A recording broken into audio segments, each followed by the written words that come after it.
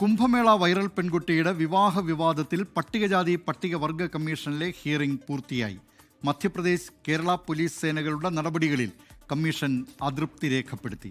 കുറ്റാരോപിതനായ ഫർമാനെതിരെ POCSO പട്ടികവർഗ അതിക്രമ നിരോധന നിയമപ്രകാരം കേസെടുക്കാൻ കമ്മീഷൻ നിർദ്ദേശിച്ചെന്ന് പരാതിക്കാരൻ പ്രഥം ദുബൈ പറഞ്ഞു.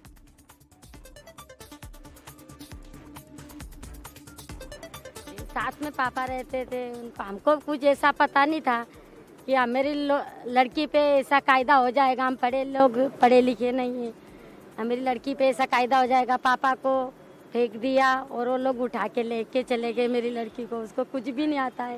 यहाँ की सरकार से यही मदद मांगना चाहती हूँ कि मेरी लड़की को 1.5 महीना हो गया, मेरी लड़की को ला देना चाहिए.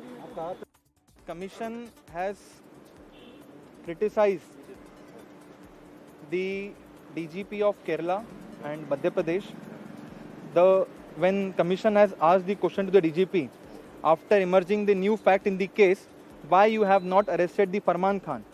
So they have stated that we are into the investigation and we don't have any official information regarding the age of the girl.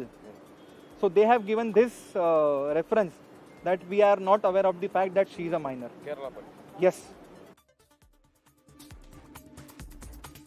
വിവരങ്ങളുമായി ഡൽഹിയിൽ നിന്ന് അർജുൻ പീതാംബരൻ ചേരുന്നു. അർജുൻ പീതാംബരൻ, ദേശീയ പട്ടികജാതി പട്ടികവർഗ കമ്മീഷൻ ഇപ്പോൾ കടുത്ത നടപടി സ്വീകരിക്കണം ഈ വിഷയത്തിൽ എന്ന നിലപാടെടുത്തിരിക്കുകയാണ്.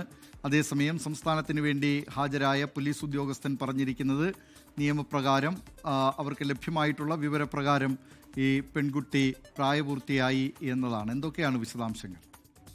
ദിലീപ് കുമാർ, ഇപ്പോൾ ഈ ഹിയറിംഗ് പൂർത്തിയായിട്ടുണ്ട്. മാത്രമല്ല മധ്യപ്രദേശ് പോലീസിനാണ് കടുത്ത നിർദ്ദേശം നൽകിയിരിക്കുന്നത്. ഈ ഫർമാനെതിരെ പോക്സോ അതുപോലെ തന്നെ പട്ടികജാതി പട്ടികവർഗ ആക്രമണ നിരോധന നിയമപ്രകാരം കേസ് രജിസ്റ്റർ ചെയ്ത് നടപടികളുമായി മുന്നോട്ട് പോകണമെന്നുള്ള കാര്യമാണ് മധ്യപ്രദേശ് പോലീസിന് ഇപ്പോൾ എന്തെങ്കിലും പട്ടികവർഗ കമ്മീഷൻ നൽകിയിരിക്കുന്ന നിർദ്ദേശം. ഇതിൽ കേരളം ഉന്നയിച്ചിരിക്കുന്ന വാദമെന്ന് പറയുന്നത് പെൺകുട്ടിയുടെ ആധാർ കാർഡ് അതുപോലെ തന്നെ ജനന സർട്ടിഫിക്കറ്റ് ഇത് രണ്ടിന്റെയും സുതാര്യത പരിശോധിച്ചുകൊണ്ടായിരുന്നു മറ്റ് നടപടികൾ കേരളത്തിൽ നടത്തിയത് എന്ന്. അതുകൊണ്ട് തങ്ങളുടെ പക്ഷത്ത് വീഴ്ച സംഭവിച്ചിട്ടില്ല എന്നുള്ള വാദം ഈ കമ്മീഷൻ മുൻപാകെ കേരളത്തിന്റെ DGPയുടെ പ്രതിനിധിയായി വന്ന തിരുവനന്തപുരം റേഞ്ച് DIG വ്യക്തമാക്കിയിട്ടുണ്ട്. അത് മാത്രമല്ല കമ്മീഷന്റെ തുടർ നിർദ്ദേശങ്ങളോ അതല്ലെങ്കിൽ റിപ്പോർട്ടിന്റെ അടിസ്ഥാനത്തിൽ മറ്റ് നടപടികൾ സ്വീകരിക്കാം എന്നുള്ളൊരു കാര്യം കൂടിയാണ് കേരളം ഇപ്പോൾ എന്തായാലും കമ്മീഷനിൽ അറിയിച്ചത്. എന്തായാലും തുടർ നടപടികളുമായി മുന്നോട്ട് പോകണം എന്നുള്ള കാര്യം തന്നെയാണ് ഇവിടെ കമ്മീഷൻ വ്യക്തമാക്കിയിരിക്കുന്നത് എന്നുള്ള കാര്യം ഈ പരാതിക്കാരനായിട്ടുള്ള അഭിഭാഷകൻ പ്രഥം ദുബെ പറയുന്നുണ്ട്. അതിൽ തന്നെ മധ്യപ്രദേശ് പോലീസോട് പറഞ്ഞിരിക്കുന്നത് ഈ ഫർമാനെ അറസ്റ്റ് ചെയ്യാൻ വേണ്ടിയിട്ടുള്ള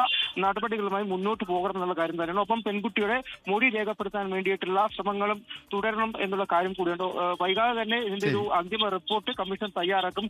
അതിന്റെ അടിസ്ഥാനത്തിൽ കേരള പോലീസും നടപടികൾ ശക്തമാക്കാനുള്ള സാധ്യതയാണ് ഇപ്പോൾ കാണുന്നത്. ദിലീപ് കുമാർ, വിവരങ്ങൾ നൽകിയത് ഡൽഹിയിൽ നിന്ന് അർജുൻ പീതാംബരൻ.